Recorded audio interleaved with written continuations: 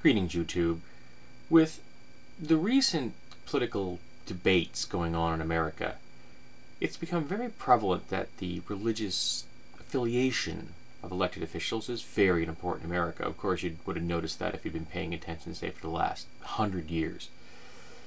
But one of the candidates in question, Mitt Romney, is a Mormon, so that particular faith has stepped forward as being very important. It's in the spotlight, if you will.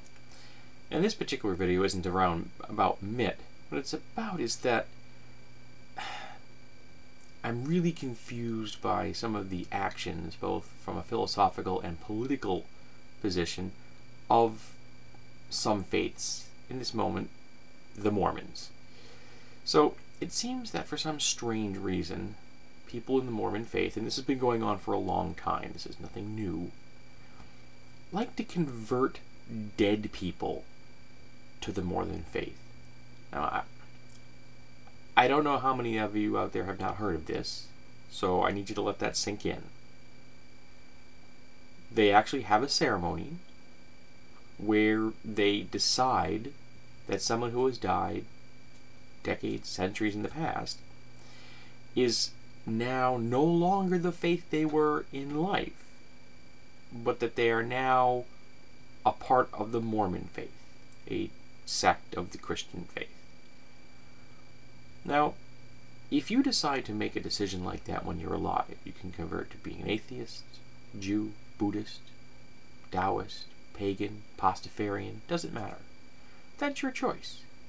And I will endorse your choice, even if there are some things that I don't agree with. Because you're a sapient being, you can make that kind of decision for yourself. But once you're dead, those options are much more limited. And if someone could, say, force you to make a conversion in life, that would also be an illegitimate conversion. Kind of like, convert or die is not a legitimate legal stance to take. It's, under duress, that kind of concept. So, that doesn't work either. You're never actually going to gain any converts that way. You're just going to make a whole lot of people resent you. But the idea that you're trying to do this to dead people, and publicly state, for example, that you have converted Anne Frank, probably one of the most famous Jews from the 20th century, to a faith that she was not, that she, for all I know, may never even have heard of in her entire life, strikes me as bizarre on a religious and a philosophical level, but also a massively stupid move politically.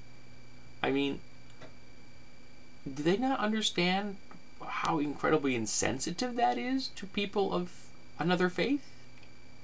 How politically blundering that is?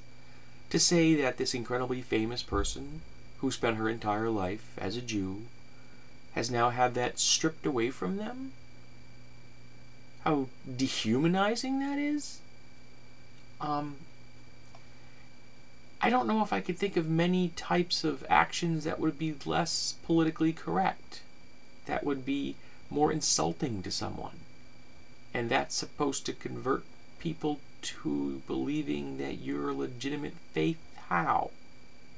Is the American drive for competition so strong that they have to get another little tick to say, we've got one more on our side? That strikes me as strange, even in America that's obsessed with Friday Night Football. So, I would love if somebody would explain to me what the motivation behind the Mormon decision to not just to do this very strange action, but to repeat it again and again and again, and never learn what a political hot potato this idea is, and why it pisses off so many people. It just seems to be a level of political blind spot that is just bizarre, particularly for the political machine that is being run by Mitt Romney. It just doesn't seem smart. So, can someone out there can tell me, why would you do this? I would really love to know.